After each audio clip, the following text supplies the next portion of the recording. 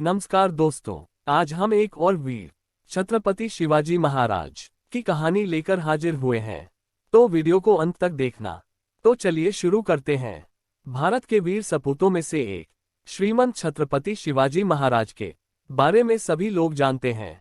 बहुत से लोग इन्हें हिंदू हृदय सम्राट कहते हैं तो कुछ लोग इन्हें मराठा गौरव कहते हैं, जबकि वे भारतीय गणराज्य के महानायक थे। छत्रपति शिवाजी महाराज का जन्म सन 19 फरवरी 1630 में मराठा परिवार में हुआ। कुछ लोग 1627 में उनका जन्म बताते हैं। उनका पूरा नाम शिवाजी भोसले था। शिवाजी पिता शाहजी और माता जीजाबाई के पुत्र थे। उनका जन्म स्थान पुणे के पास स्थित शिवनेरी का दुर्ग है। राष्ट्र को विदेशी और आगताई राज्य सत्ता से स्वाधीन करा के सारे भारत में एक सार्वभौम स्वतंत्र शासन स्थापित करने का एक प्रयत्न स्वतंत्रता के अनन्य पुजारी वीर प्रवर शिवाजी महाराज ने भी किया था। इसी प्रकार उन्हें एक अग्रगण्य वीर एवं अमर स्वतंत्रता सेनानी स्वीकार किया जाता है।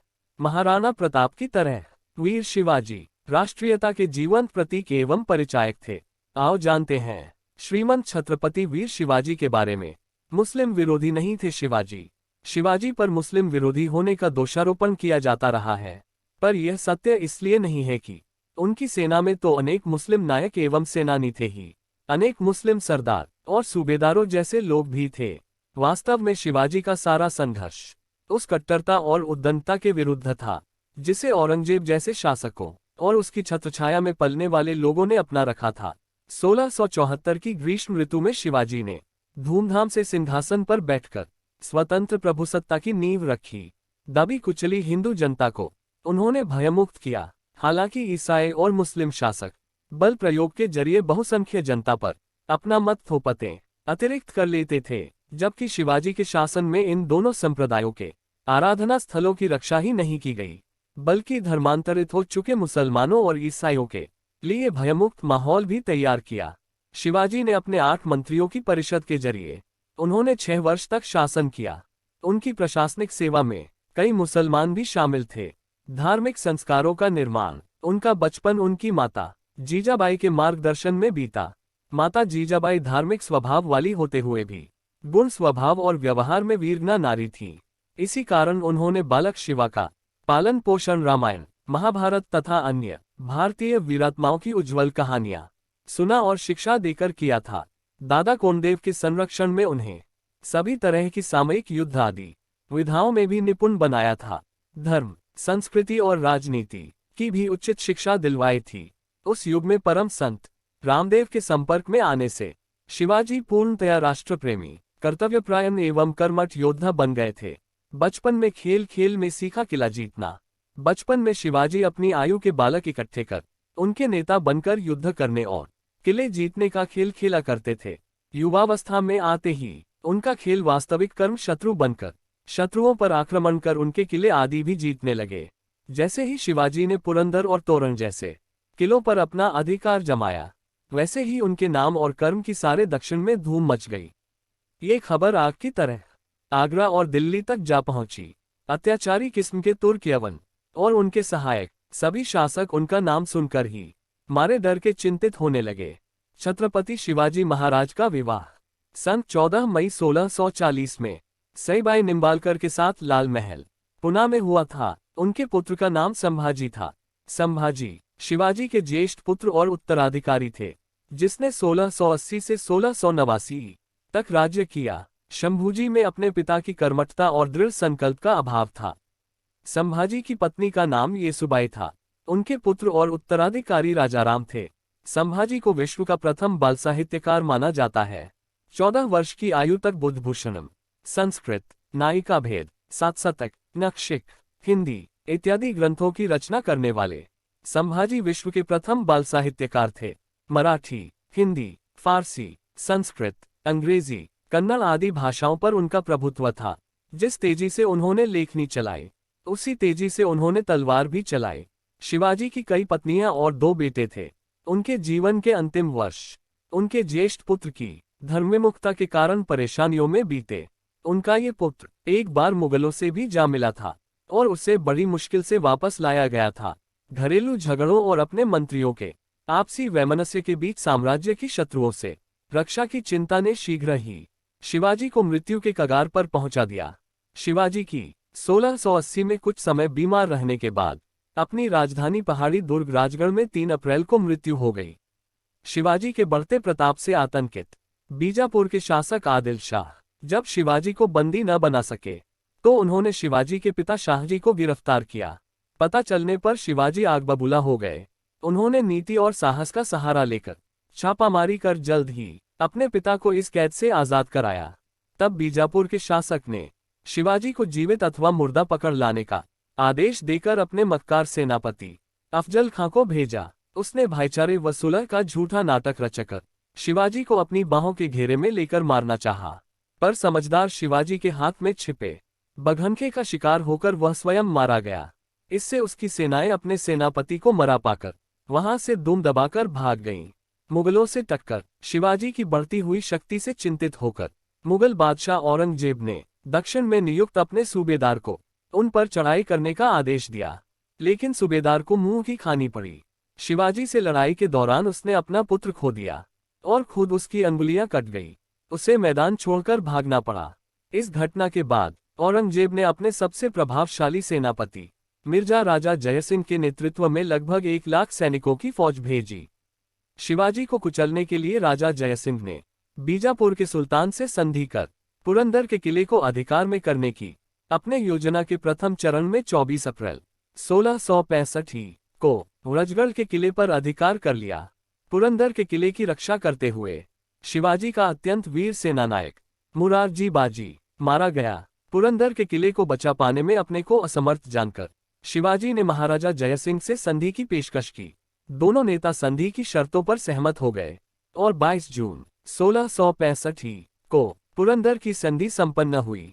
शिवाजी के राज्य की सीमा शिवाजी की पूर्वी सीमा उत्तर में बागलना को छूती थी और फिर दक्षिण की ओर नासिक एवं पूना जिलों के बीच से होती हुई एक अनिश्चित सीमा रेखा के साथ समस्त सतारा और कोल्हापुर के जिले के अधिकांश भाग को अपने में समेट लेती थी। पश्चिमी कर्नाटक के क्षेत्र बाद में सम्मिलित हुए। स्वराज का ये क्षेत्र 3 मुख्य भागों में विभाजित था। नंबर 1 पूना से लेकर सलहर तक का क्षेत्र कोंकण का क्षेत्र, जिसमें उत्तरी कोंकण भी सम्मिलित था, पेशवा मोरोपंत पिंगले के नियंत्रण में था। नंबर 2 उत्तरी कनारा तक दक्षिणी कोंकण का क्षेत्र अन्नाजी दत्तों के अधीन था। नंबर 3 दक्षिणी देश के जिले, जिनमें सतारा से लेकर धारवाड़ और कोफाल का क्षेत्र था, दक्षिणी पूर्वी क्षेत्र के अंतर्गत आते थे और दत्ताजी पंत के नियंत्रण में थे। इन 3 सूबों को पुनः परगनों और तालुकों में विभाजित किया गया था। परगनों के अंतर्गत तरफ और मौज आते थे। शिवाजी ने अपनी एक स्थायी सेना बनाई थी। शिवाजी की मृत्यु के समय उनकी सेना में 30-40 हजार नियमित और स्थायी रूप से नियुक्त घुड़सवार, 1 लाख पदाती और 1260 हाथी थे। उनके तोपखानों के संबंध में ठीक जानकारी उपलब्ध नहीं है। घुड़सवार सेना 2 श्रेणियों में विभाजित थी। बारगीर व घुड़सवार सैनिक थे, जिन्हें राज्य की ओर से घोड़े और शस्त्र दिए जाते थे। सिल्हदार, जिन्हें व्यवस्था अपने आप करनी पड़ती थी। घुड़सवार सेना की सबसे छोटी इकाई में 25 जवान होते थे, जिनके ऊपर 1 हवलदार होता था। 5 हवलदारों का एक जुमला होता था, जिसके ऊपर 1 जुमलादार होता था। 10 जुमलादारों की 1 हजारी होती थी और 5 हजारियों के ऊपर 1 पंजहजारी होता था। वह सरनोबत के अंतर्गत आता था। प्रत्येक 25 टुकड़ियों के लिए राज्य की ओर से 1 नाविक और भिश्ती दिया जाता था। शिवाजी के दुर्ग किले मराठा सैन्य व्यवस्था के विशिष्ट लक्षण थे। किले विवरणकारों के अनुसार शिवाजी के पास 250 किले थे, जिनकी मरम्मत पर वे बड़ी रकम खर्च करते थे। शिवाजी ने कई दुर्गों पर अधिकार किया, जिनमें से एक था सिंहगढ़ दुर्ग, जिसे जीतने के लिए उन्होंने तानाजी को भेजा था। इस दुर्ग को जीतने के दौरान तानाजी ने वीरगति पाई थी। गढ़ तो हमने जीत लिया, पर सिंह हमें छोड़कर चला गया। बीजापुर के सुल्तान की राज्य सीमाओं के अंतर्गत रायगढ़ 1646 में चाकन, सिंहगढ़ और पुरंदर सरीखे दुर्ग भी शीघ्र उनके अधिकारों में आ गए। शिवाजी की आगरा यात्रा। अपनी सुरक्षा का पूर्ण आश्वासन प्राप्त कर छत्रपति शिवाजी आगरा के दरबार में औरंगजेब से मिलने के लिए तैयार हो गए।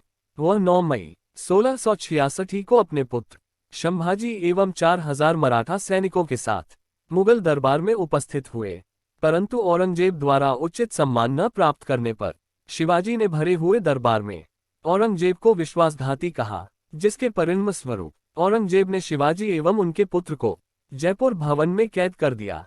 वहां से शिवाजी 13 अगस्त 1686 को फलों की टोकरी में छिपकर फरार हो गए और 22 सितंबर 1686 को रायगढ़ पहुंचे। कहते हैं कि छत्रपति शिवाजी ने ही भारत में पहली बार गुरिल्ला युद्ध का आरंभ किया था। उनकी इस युद्ध नीति से प्रेरित होकर ही वियतनामियों ने अमेरिका से जंगल जीत ली थी। इस युद्ध का उल्लेख उस काल में रचित शिव सूत्र में मिलता है। गुरिल्ला युद्ध एक प्रकार का छापामार युद्ध है। मोटे तौर पर छापामार युद्ध अर्धसैनिकों की टुकड़ियों अथवा अनियमित सैनिकों द्वारा शत्रुसेना के पीछे या पार्श्व में आक्रमण करके लड़े जाते हैं। हिंदू पद पादशाही के संस्थापक शिवाजी के गुरु रामदास जी का नाम भारत के साधु संतों व विद्वत समाज में सुविख्यात है। उन्होंने दासबोध नामक एक ग्रंथ की रचना भी की थी, जो मराठी भाषा में है। संपूर्ण भारत में कश्मीर से कन्याकुमारी तक उन्होंने 1100 मठ तथा अखाड़े स्थापित कर स्वराज्य स्थापना के लिए जनता को तैयार करने का प्रयत्न किया। उन्हें अखाड़ों की स्थापना का श्रेय जाता है, इसीलिए उन्हें भगवान हनुमान जी का अवतार माना गया, जबकि वे हनुमान जी के परम भक्त थे। छत्रपति शिवाजी महाराज अपने गुरु से प्रेरणा लेकर ही कोई कार्य करते थे। छत्रपति महाराज शिवाजी को महान शिवाजी बनाने में समर्थ रामदास जी का बहुत बड़ा योगदान रहा। महाराष्ट्र के उस्मानाबाद जिले में स्थित है तुलजापुर, एक ऐसा स्थान जहां छत्रपति शिवाजी की कुलदेवी मां तुलजा भवानी स्थापित हैं, जो आज भी महाराष्ट्र व अन्य राज्यों के कई निवासियों की कुलदेवी के रूप में प्रचलित हैं। वीर श्रीमंत छत्रपति शिवाजी महाराज की कुलदेवी मां तुलजा भवानी है। शिवाजी उन्हीं की उपासना करते रहते थे। मान्यता है कि शिवाजी को खुद देवी मां ने प्रकट होकर तलवार प्रदान की थी। अभी ये तलवार लंदन के संग्रहालय में रखी हुई है। लंबी बीमारी के चलते 1680 में वीर छत्रपति शिवाजी ने दम तोड़ दिया और उनके साम्राज्य को उनके बेटे संभाजी ने संभाल लिया। गौ ब्राह्मण प्रतिपालक यवन परपीड़क प्रौढ़ प्रताप पुरंदर क्षत्रिय कुलावातंश राजाधिराज महाराज योगीराज श्री श्री श्री छत्रपति शिवाजी महाराज की जय जय भवानी। जय शिवाजी। उम्मीद करते हैं कि यह वीडियो आपको पसंद आई होगी, तो वीडियो को लाइक करें, शेयर करें और चैनल को सब्सक्राइब करें। धन्यवाद।